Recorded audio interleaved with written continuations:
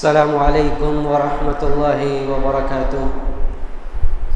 إن الحمد لله نحمده ونستعينه ونستغفره ونؤمن به ونتوكل عليه ونعوذ بالله من شرور أنفسنا ومن سيئات أعمالنا.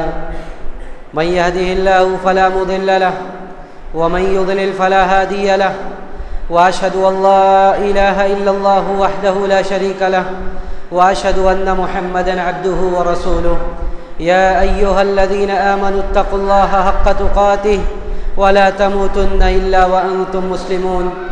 يا أيها الناس اتقوا ربكم الذي خلقكم من نفس واحدة وخلق منها زوجها وبث منهما رجالا كثيرا ونساء.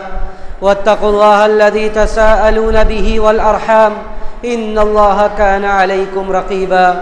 يا أيها الذين آمنوا اتقوا الله وقولوا قولا سديدا يصلح لكم أعمالكم ويغفر لكم ذنوبكم ومن يطع الله ورسوله فقد فاز فوزا عظيما.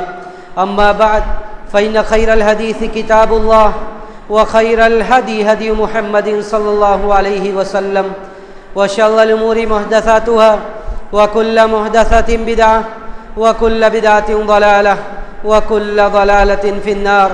فأعوذ بالله السميع العليم من الشيطان الرجيم. بسم الله الرحمن الرحيم. يا أيها الذين آمنوا كتب عليكم الصيام كما كتب على الذين من قبلكم لعلكم تتقون. محترم بزرگوں، عزیز بھائیوں، نوجوان ساتھیوں، پیارے بچوں، یہ اللہ رب العزت والجلال کا بہت بڑا فضل و کرم ہے کہ ہم اور آپ رب ذوالجلال کے فضل و کرم سے اس ماہ مبارک کے دہلیز پر کھڑے ہوئے ہیں جس کی تمنا اور آرزو میں نہ جانے کتنے لوگ اس دنیا سے چل بسے. لوگوں کو یہ آرزو تھی، یہ تمنا تھی کہ یہ ماہ ملے، لیکن ان لوگوں کو یہ ماہ نصیب نہ ہوا.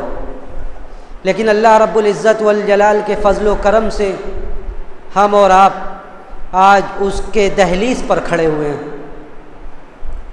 اور اللہ رب العزت والجلال کو ہم سے یہی مطلوب ہے کہ ہمیں جب کوئی بھی نیکی اور اطاعت کا موسم ملے تو ہم نیکی اور اطاعت کے اس موسم میں اپنے دامن کو نیکیوں سے بھر سکیں.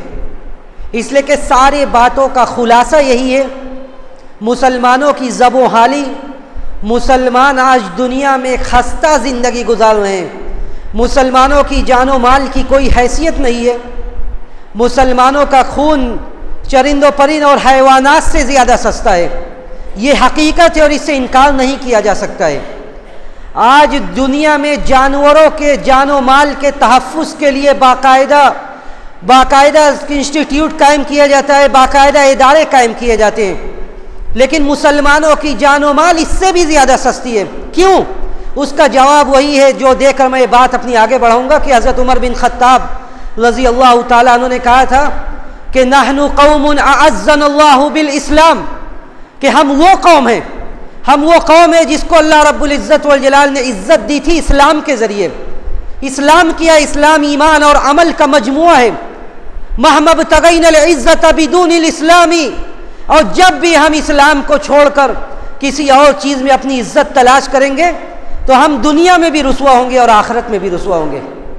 تو جتنا بھی ہم اپنی زب و حالی پر رو لیں، جتنا بھی ہم اپنی خستہ حالی پر بیان کر لیں، لیکن اگر ہم اسلام کی طرف، ایمان کی طرف، عمل کی طرف رجوع نہیں کریں گے تو رب ذوالجلال کی قسم یہ ہماری خستہ حالی لوٹ نہیں سکتی واپس اپنی عزت کی طرف. اس لیے کہ اللہ رب العزت والجلال نے ایک قاعدہ بنا دیا، ایک اصول بنا دیا کہ اللہ رب العزت والجلال قوموں کی حالت کو ایسے ہی نہیں بدلتا ہے. قوموں کی حالت کو اللہ رب العزت والجلال عزت سے ذلت کی طرف پھیر دیا، ایسا نہیں ہوتا ہے. بلکہ اللہ رب العزت والجلال نے فرمایا کہ ہم اسی وقت لوگوں کی حالت کو بدلتے ہیں جب وہ خود اپنی حالت کو بدل دیں، جب وہ خود دین کو چھوڑ دیں، جب وہ خود اسلامی شریعت کو چھوڑ دیں تو ہم ان کو عزت سے لے کر ذلت میں ڈال دیتے ہیں.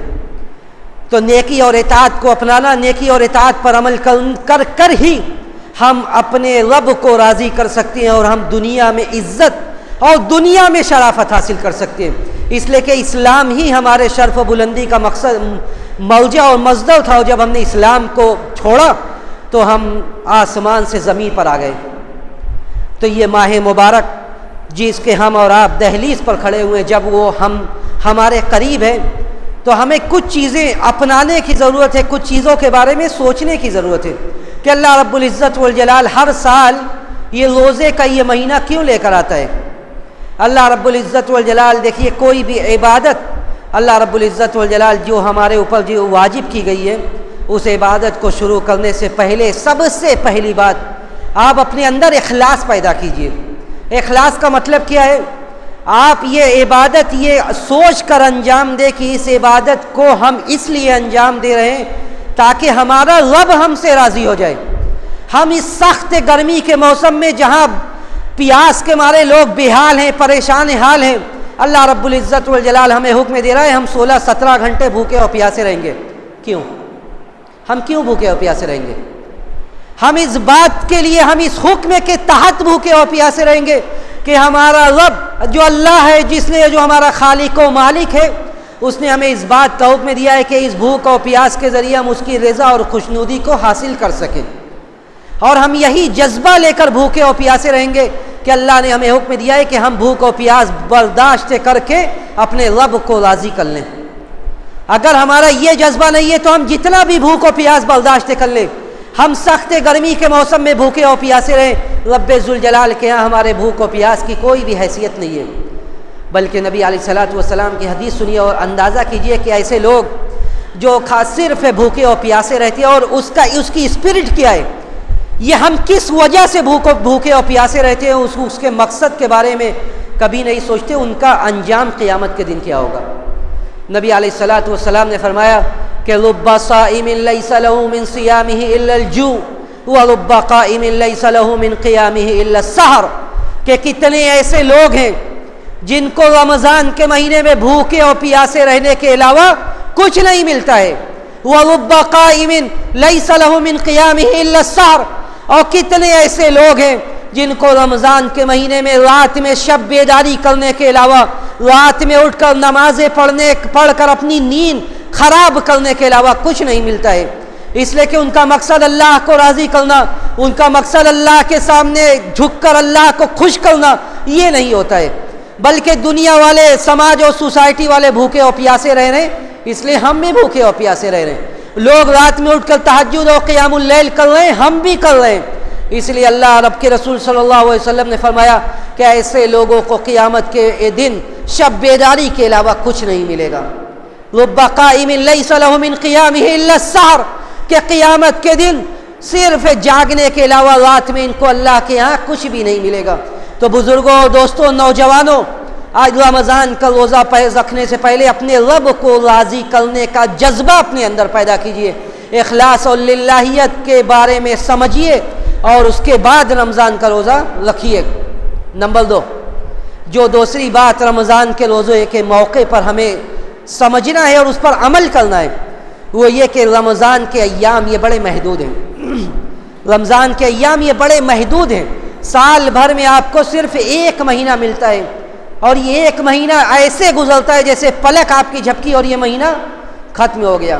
اللہ رب العزت والجلال نے اسی لیے جب قرآن میں رمضان کی آیات کا تذکرہ کیا تو یہ نہیں فرمایا کہ ہم نے رمضان کے روزوں کے لیے 1 مہینے کا اختیار کیا ہے، 1 مہینے کے 30 دن کا اختیار کیا ہے، 29 دنوں کا اختیار کیا ہے، بلکہ اللہ رب العزت والجلال نے کیا فرمایا؟ اللہ نے فرمایا یا ایھا الذین آمنوا کتب علیکم الصیام کما کتب علی الذین من قبلکم لعلکم تتقون ایاما معدودات۔ اللہ نے فرمایا کہ ایمان والو، تم پر روزہ فرض کیا گیا، اور تم سے پہلے کے لوگوں پر بھی اسی طرح روزہ فرض کیا گیا تھا، اور اس کا مقصد کیا ہے؟ مقصد یہ کہ تمہارے دلوں میں اللہ کا تقوی اور اس کا خوف پیدا ہو جائے۔ ایام معدودات، یہ گنتی کے چند دن ہیں، یہ رمضان کا یہ مہینہ یہ گنتی کا چند دن ہے. اللہ نے یہ ان الفاظ سے تعبیر کر کے یہ بتلایا کہ یہ چند دن ہے جو پلک جھپکتے ہوئے گزر جائیں گے. اگر ہم ان اوقات کو غنیمت نہیں جانیں گے تو ہمارا دامن رمضان کے بعد خالی رہے گا. اور ایسا آدمی یہ بھی سن لیجئے اور اس کو یقین کر لیجئے اس پر کہ یہ ایسے آدمی سے بڑا بدبخت کوئی نہیں ہے, ایسے آدمی سے بڑا ناکام و نامراد کوئی نہیں ہے کہ رمضان کا مہینہ اسے ملتا ہے. ساری برکتیں ساری رحمتیں اس کے سامنے حاضر ہے. اللہ رب العزت والجلال کی رحمتیں اپنی آغوش میں ہے. رب ذوالجلال روزانہ آسمان دنیا پر نزول کر رہا ہے اور کہہ رہا ہے کہ حل من تائب فاغفر لہ حل من مستغفر فاغفر لہ, کہ کوئی توبہ کرنے والا ہے تاکہ میں اس کے توبہ کو قبول کر لوں. کوئی اللہ میرے سامنے جھک کر گڑ گڑانے والا ہے تاکہ میں اس کی گڑ گڑاہٹ کو, اس کے آنسو پر ترس کھا کر اس کو معاف کر دوں. لیکن اس کے باوجود بھی وہ اپنے دامن کو نیکیوں سے نہ بھر سکے, اپنے گردن کو جہنم سے آزاد نہ کر سکے, اس سے بڑا خائب و خاسر اور اس سے بڑا ناکام و نامراد کوئی نہیں ہے. نبی علیہ الصلوۃ والسلام کہتے تھے کہ یا باغی الخیر اقبل و یا باغی الشر اقصر, کہ اے بھلائی کے چاہنے والے اس مہینے میں اللہ کے سامنے آؤ, اس مہینے میں اللہ کے سامنے آ کر جھکو. اور جن لوگوں نے پورے سال گناہوں سے اپنے دامن کو آلودہ کیا ہے, پورے سال گناہ اللہ کی نافرمانیوں کا کام کیا ہے, اب باز آ جاؤ. وَلِلَّهِ عُتَقَاءُ مِنَ النَّارِ, اس لیے کہ اب گردنوں کے آزاد ہونے کا یہ موسم ہے. یہ جہنم سے آزادی, جہنم سے اپنے گردن کے خلاصی کا وقت آ گیا ہے. اب اگر باز نہیں آؤ گے تو رمضان کے بعد سوائے افسوس اور معذرت کے کچھ نہیں ہوگا. تو اپنے اوقات کو اللہ کی اطاعت کے کاموں میں لگائیے, اپنے دنوں کو اللہ کے روزوں سے آباد کیجئے, اپنی راتوں کو قیام اللیل اور شب و تہجد سے آباد کیجئے. رات میں تلاوت قرآن کا کریے, اللہ کے کلام کو پڑھیے, اس لیے کہ یہ ایام ایسے ہیں جو کل کے دن ہمیں نصیب ہوں گے, اس کی گارنٹی کوئی نہیں لے سکتا. آج جب ہم اس مسجد میں بیٹھے ہوئے ہیں, کتنے ایسے لوگ ہیں گزشتہ سال ہو سکتا ہے اسی وقت یہ پروگرام رہا ہو, یا آئندہ سال پھر اس وقت یہ پروگرام ہو, لیکن آئندہ سال پروگرام ہوگا, لیکن پروگرام میں کون ہوگا؟ آپ ہوں گے, ہم ہوں گے. اس کی ضمانت اور اس کی گارنٹی کوئی نہیں دے سکتا ہے. آج جب آپ رمضان مبارک میں اپنے دسترخوان پر بیٹھیں گے, آپ جب رمضان کا روزہ شروع کریں گے, تو کتنے ایسے لوگ ہوں گے جو گزشتہ رمضان میں آپ کے ساتھ تھے, آپ کے ساتھ افطار کرتے تھے, لیکن آج وہ ہمارے بیچ نہیں رہے. تو یہ وقت اور اس وقت کی برکتوں کو سمیٹنا, اگر ہم نے ہوش کے ناخن نہیں لیے اور ہم نے وقت سے فائدہ نہیں اٹھایا, تو ہم سے بڑا ناکام و نامراد کوئی نہیں ہو سکتا ہے. سید الانبیاء ہم سب کے نبی نے منبر کے زینے پر چڑھتے ہوئے سید الملائکہ حضرت جبرائیل علیہ الصلوۃ والسلام کے بات پر اس آدمی کے ہلاکت کے لیے بد دعا کی تھی جو آدمی ماہ مبارک کے پانے کے بعد بھی اپنی بخشش نہ کروا سکے. آپ نے فرمایا تھا رغم انف امرئ من ادرک رمضان ولم یغفر, کہ اس آدمی کی ناک خاک آلود ہو, وہ آدمی ناکام و نامراد ہو جو آدمی ماہ مبارک کے آنے کے بعد بھی اپنی بخشش نہ کرا سکے.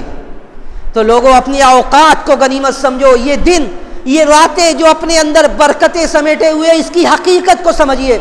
وہ مسجدوں کو چھوڑ کر بازاروں میں جماوڑا لگانا, بازاروں کی زینت بننا, رب ذوالجلال کی قسم اگر ہم نے اس کے اپنی اوقات کو صحیح چیزوں میں استعمال نہیں کیا, سوائے ہائے ہائے کہ کچھ نہیں ہمارے ہاتھ آئے گا. تو اپنی اوقات کو غنیمت سمجھیے, اپنی اوقات کی قدر کیجیے, اس لیے کہ یہ وقت ہم صحیح چیزوں میں استعمال نہیں کریں گے تو یہ وقت ہمیں کاٹ دے گا. الوقت کالسیف ان لم تقطعه فیقطعک, اگر یہ وقت یہ تلوار کی طرح ہے, اگر اس کو ہم نے صحیح طرح استعمال نہیں کیا تو یہ وقت ہمیں کاٹ دے گا. اور کل ہم کو صرف افسوس کے علاوہ جب ہم بستروں پر پڑے رہیں گے, کراہتے رہیں گے, لوگوں کو دیکھ کر ہم تمنا اور آرزو کریں گے کاش کہ ہمیں بھی موقع ملتا, ہم بھی مسجد میں جا کر تراویح پڑھتے, ہم بھی لوگوں کے ساتھ صف میں شانہ بشانہ کھڑے ہو کر اللہ کی عبادت کرتے, لیکن اس وقت سوائے تمنا اور آرزو کے کچھ نہیں ہوگا. نمبر 3, جب یہ رمضان ہم اس کے استقبال کے لیے تیار ہیں تو ہم یہ سوچیں, اپنے دل کو تیار کریں کہ یہ وقت اللہ نے ہمیں کیوں دیا ہے, یہ موسم خیرات و برکات کا یہ موسم اللہ نے ہمیں کیوں دیا ہے, اللہ نے ہمیں کیوں دیا ہے, وہ اللہ نے واضح کیا. سورہ تحریم میں اللہ نے فرمایا سارے مسلمانوں کو مخاطب کر کے کہ جتنے بھی خیر و موسم کے خیر و برکات کے یہ موسم ہے، نیکیوں کا یہ سما ہے، اس کا مقصد کیا ہے؟ اللہ نے فرمایا یا ایھا الذین آمنوا توبوا الی اللہ توبۃ نصوحا عسى ربكم ان يكفر عنكم سيئاتكم ويدخلكم جنات تجري من تحتها الأنهار يوم لا يخزي الله النبي والذين آمنوا معه. اللہ نے فرمایا کہ یا ایھا الذین آمنوا توبوا الی اللہ، کہ ایمان والو، وہ لوگ جو اللہ کو رب تسلیم کرتے ہیں، جو نبی کو رسالت پر ایمان رکھتے ہیں، توبوا الی اللہ توبۃ نصوحا، اللہ کے سامنے سچے دل سے سچی توبہ کر لو. اس لیے کہ یہ دل کی صداقت کے بغیر زبان سے صرف یہ کہنا کہ ہم اللہ کے سامنے توبہ کرتے ہیں، ہم ساری گناہوں پر نادم ہے، شرمندہ ہے. دیکھیے اللہ کے یہاں زبان سے صرف دل کو چھوڑ کر زبان سے صرف ادائیگی کا کوئی ویلو نہیں ہے. ہم آج زبان سے یہ کہہ رہے ہیں کہ ہم اللہ کے سامنے توبہ کرتے ہیں، ہم اپنی گناہوں پر نادم ہیں، شرمندہ ہیں، لیکن اگلی صبح آتی ہے پھر وہی گناہ، اگلی رات آتی ہے پھر وہی برائی. رب ذوالجلال کے یہاں ایسے توبہ اور ایسے استغفار کی کوئی اہمیت نہیں ہے. اسی لیے نبی علیہ الصلوۃ والسلام نے کہا کہ توبہ نصوح ہو، ایسی توبہ ہو جس توبہ میں پچھلے گناہوں پر ندامت بھی ہو، ایسی توبہ ہو جس میں اس بات پر عزم ہو، جس میں اس بات پر پک اللہ کے سامنے عہد و پیمان ہو کہ کل کے دن ہم اب کبھی بھی اپنی اگلی زندگی میں اس گناہ کی طرف لوٹیں گے نہیں. اگر یہ شرط موجود ہے کہ ہم آئندہ کبھی اس گناہ کو انجام نہیں دیں گے، تب اللہ رب العزت والجلال ہمارے گناہ پر اس رونے دھونے کو قبول فرمائے گا. اور اگر صرف ایسے ہی روز رات ہوتی ہے، ہم یہ کہتے ہیں کہ ہم اللہ کے سامنے توبہ کرتے ہیں، اب ہم یہ گناہ نہیں کریں گے، اگلی صبح آتی ہے ہم یہ گمان کرتے ہیں کہ ہماری زندگی بڑی لمبی ہے، پھر ہم اسی کام میں لگ جاتے ہیں، اور یہاں تک کہ اچانک اللہ رب العزت والجلال کی طرف سے موت اپنی آغوش میں ہمیں لے لیتی ہے. اور جب ہم غرغرے کی حالت میں ہو جاتے ہیں، ہماری سانسیں الٹی چلنے لگتی ہے، ہم لوگوں کی طرف دیکھ رہے ہیں، ساری زندگی اب ہمیں ایسا لگ رہا ہے کہ ساری زندگی اب ہمیں دگا دے رہی ہے. جس گھر کو بنانے کے لیے، جس اولاد کو تیار کرنے کے لیے ہم نے اپنی پوری زندگی داؤں پر لگا دیا، آج وہ سب چھوٹنے کے لیے، اس وقت ہم اپنے اللہ کے سامنے کہتے ہیں کہ اے اللہ اب ہم توبہ کرتے ہیں، اب ہم اپنی گناہوں پر نادم ہیں. اللہ رب العزت والجلال کہتا ہے وَلَيْسَتِ التَّوْبَةُ لِلَّذِينَ يَعْمَلُونَ السَّيِّئَاتِ حَتَّى إِذَا جَاءَ أَحَدَهُمُ الْمَوْتُ قَالَ إِنِّي تُبْتُ الْآنَ. جب ان میں سے کسی کے پاس موت آ جاتی ہے تب وہ کہتا ہے کہ انی تبت الآن، کہ اے اللہ اب میں تیرے سامنے توبہ کرتا ہوں. اللہ رب العزت والجلال نے آیت کے شروع کرنے سے پہلے ہی یہ بیان فرما دیا کہ وَلَيْسَتِ التَّوْبَةُ لِلَّذِينَ يَعْمَلُونَ السَّيِّئَاتِ، کہ اللہ کے یہاں توبہ ان لوگوں کے لیے نہیں ہے جو لوگ یعملون السیئات، جو گناہ پر گناہ کا کام کیے جا رہے ہیں، جو نیکی اور اطاعت کو چھوڑ کر ان کی شب و روز اللہ کے نافرمانیوں میں، اللہ کو دھوکہ دینے میں گزر رہی ہے، اور جب موت آ جا رہی ہے تو اب کہہ رہے ہیں کہ ہم اے اللہ ہم تیرے سامنے توبہ کر رہے ہیں. اللہ نے فرمایا کہ لیست التوبۃ للذین یعملون السیئات، ایسے لوگوں کے لیے توبہ نہیں ہے، ایسے لوگوں کے لیے توبہ نہیں ہے. ان اللہ یقبل التوبۃ عن عبادہ ما لم یغرغر، جب غرغرہ کی حالت آ جائے گی، جب سانسیں الٹی چلنا شروع ہو جائے گی، اس وقت ہم یہ کہیں کہ اے اللہ اب ہم تیرے سامنے توبہ کرتے ہیں. اللہ کے رسول صلی اللہ علیہ وسلم نے کہا کہ ایسے آدمی کے لیے توبہ نہیں ہے. تو یہ مہینہ بزرگوں اور دوستوں، یہ مہینہ آ رہا ہے تاکہ ہم اپنی گناہوں پر صحیح معنوں میں روئیں، گڑ گڑائیں، اپنے ماتھے کو اللہ کے سامنے جھکائیں، اور اللہ کے سامنے جھک کر اللہ سے کہیں کہ اب آئندہ زندگی میں ہم اطاعت کے ساتھ اپنی زندگی گزاریں گے، نافرمانی کے کاموں سے بچیں گے. جب ہم ایسا کریں گے تب کیا ہوگا؟ عسى ربكم ان يكفر عنكم سيئاتكم، جب آپ ایسا کریں گے اللہ آپ کے گناہوں کو معاف کر دے گا. وَيُدْخِلَكُمْ جَنَّاتٍ تَجْرِي مِن تَحْتِهَا الْأَنْهَارُ، اللہ رب العزت والجلال ایسے باغات میں آپ کو داخل کرے گا، ایسی جنتوں میں آپ کو داخل کرے گا. تجری من تحتها الانہار، جس کے نیچے سے نہریں جاری ہوں گی، جس کے نیچے سے نہریں جاری ہوں گی. یہ اللہ کا وعدہ ہے.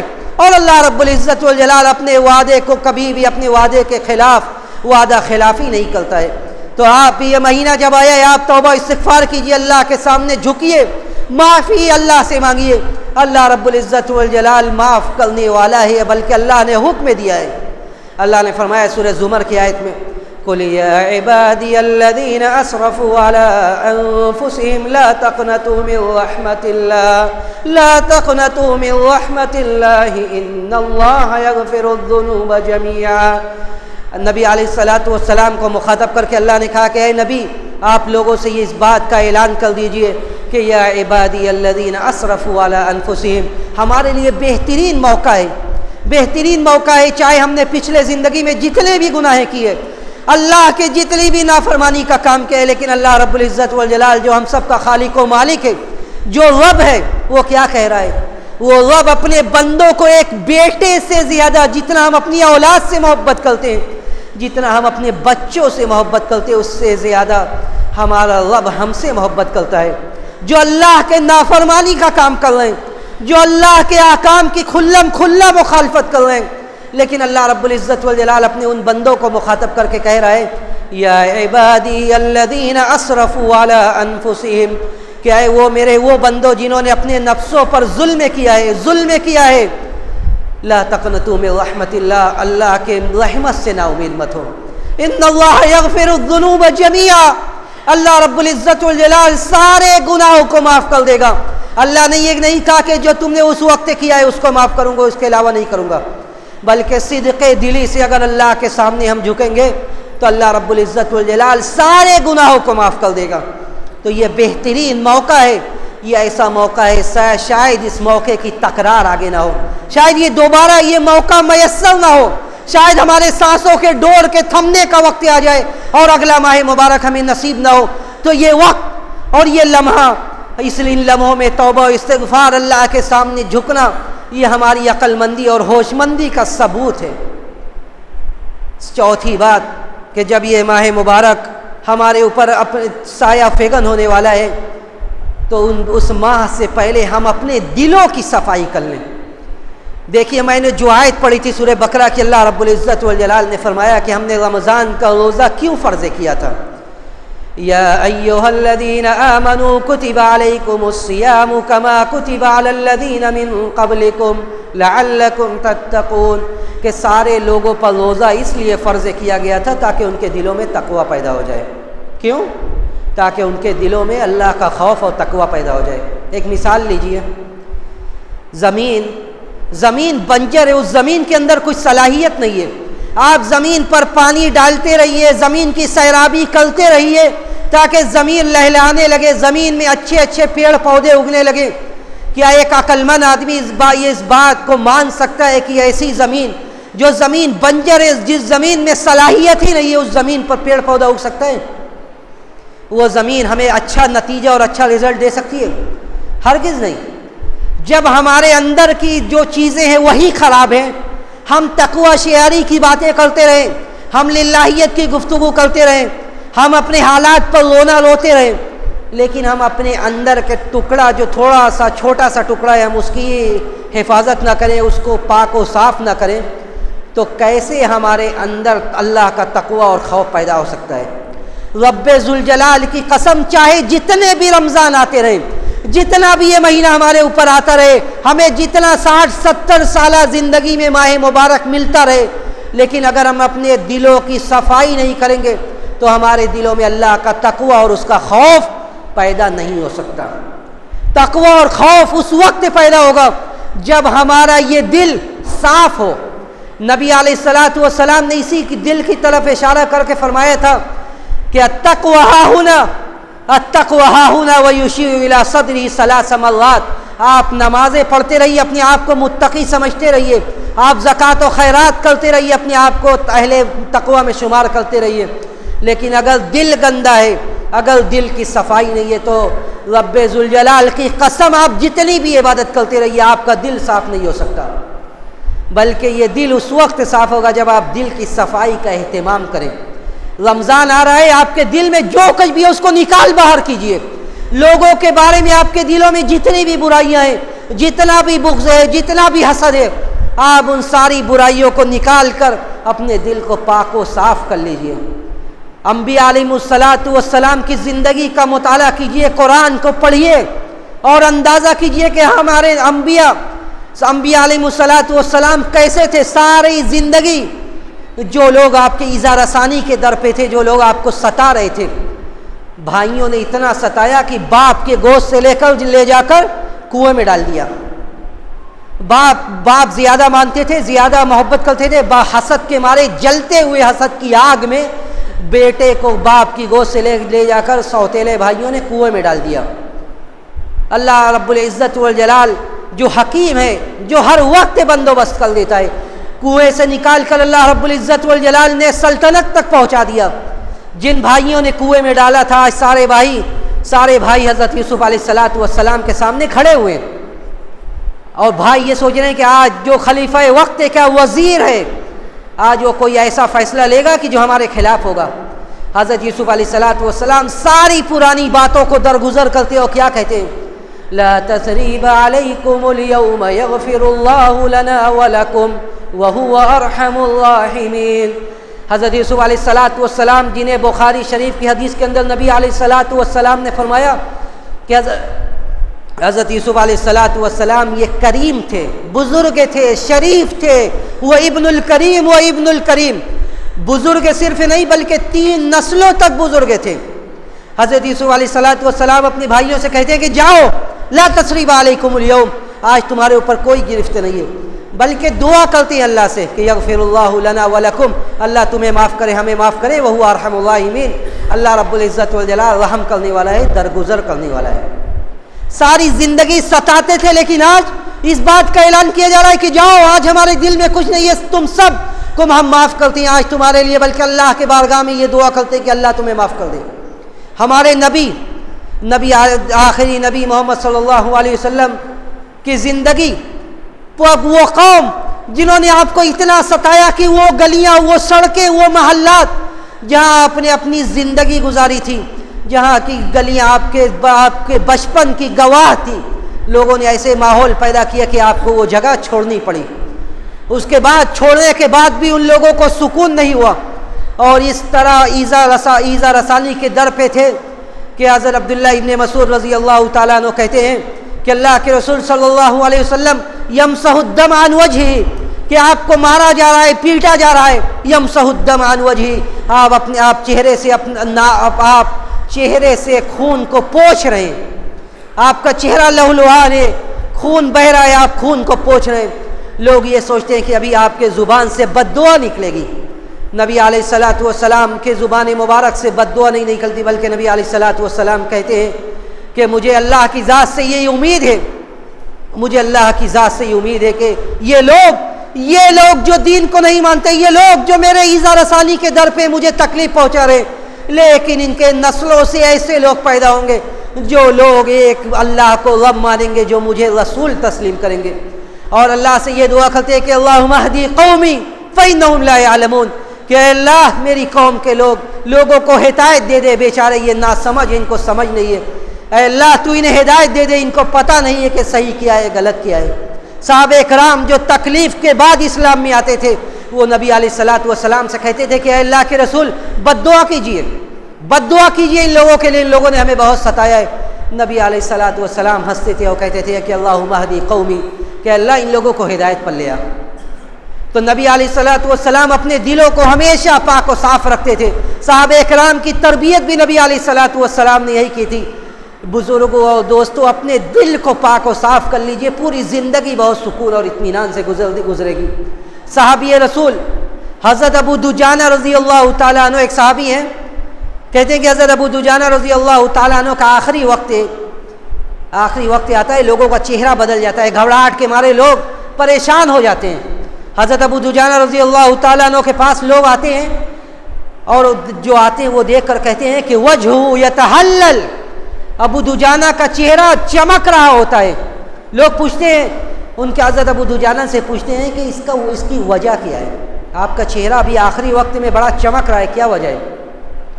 حضرت ابو دجانہ رضی اللہ تعالیٰ عنہ کہتے ہیں کہ وجہ تو میں نہیں جانتا، لیکن 2 چیزیں ایسی ہیں جس کے بارے میں میں بڑا خیال کرتا تھا۔ پہلی وجہ یہ ہے کہ کنت لا اتکلم فیما لا یعنینی، میں کبھی اس بارے میں گفتگو نہیں کی ہے کہ وکان قلبی سلیما للمسلمین، میرا دل مسلمانوں کے لیے ہمیشہ پاک و صاف تھا، ہمیشہ پاک و صاف تھا، جس کا نتیجہ یہ ہوا کہ آج آخری وقت میں چہرہ چمک رہا ہے۔ صحیح مسلم کی حدیث، نبی علیہ الصلوۃ والسلام نے کہا کہ روزانہ ترفع الاعمال کل یوم الاثنین والخمیس، ہر اثنین، سوموار اور جمعرات کے دن اللہ کے اعمال اٹھا لیا جاتا ہے، یعنی آپ نے جو کچھ کیا ہے سب اوپر لے جایا جاتا ہے۔ لیکن جو لوگ اللہ رب العزت والجلال سب کو معاف کر دیتا ہے، جنہوں نے اللہ کے ساتھ شرک نہیں کیا ہے، اللہ فیغفر لکل عبد لا یشرک باللہ شیئا، تو اللہ رب العزت والجلال مشرکین کے علاوہ سب کو معاف کر دیتا ہے۔ الا رجلا كانت بینہ وبین اخیہ شحنہ، سوائے اس آدمی کے کہ اس کے اور اس کے بھائی کے درمیان اختلاف ہوتا ہے، اللہ کہتا ہے کہ انظروا ھذین حتی یصطلحا، ان دونوں کو مہلت دو، ان دونوں کو مہلت دو یہاں تک کہ یہ دونوں اصلاح کر لیں، اپنا اختلاف دور کر لیں، تب ان کا معاملہ اٹھانا میرے پاس۔ اگر اختلاف ہے ان کے درمیان اور اختلاف دور نہیں کرتے ہیں تو چھوڑ دو ان کو۔ تو بزرگوں اور دوستوں، ضرورت اس بات کی ہے، وقت اجازت نہیں دیتا، ورنہ آگے بھی اس طرح کی باتیں ہیں۔ ہم اللہ رب العزت والجلال کی بارگاہ میں اس بات کا عہد کریں کہ اللہ نے ہمیں جو موقع دیا ہے، ہم اس موقع کا صحیح طرح سے استقبال کریں، اس موقع کو غنیمت سمجھے، سوچیں کہ یہ موقع اللہ نے ہمیں کیوں دیا ہے اور کس طرح ہم اس موقع کو اور زیادہ بہتر بنا سکتے ہیں اور اپنے دامن کو نیکیوں سے بھر سکتے ہیں۔ ہم اللہ رب العزت والجلال کی بارگاہ میں یہی دعا کرتے ہیں کہ بار الہ تو ہمیں ماہ رمضان کا صحیح طرح سے استقبال کرنے کی توفیق نصیب فرما۔ بار الہ ہم میں جو بیمار ہیں تو انہیں ان کے بیماری سے شفاء کاملہ عاجلہ عطا فرما کر ماہ مبارک میں ان کو اپنے دامن کو نیکیوں سے بھرنے کی توفیق نصیب فرما۔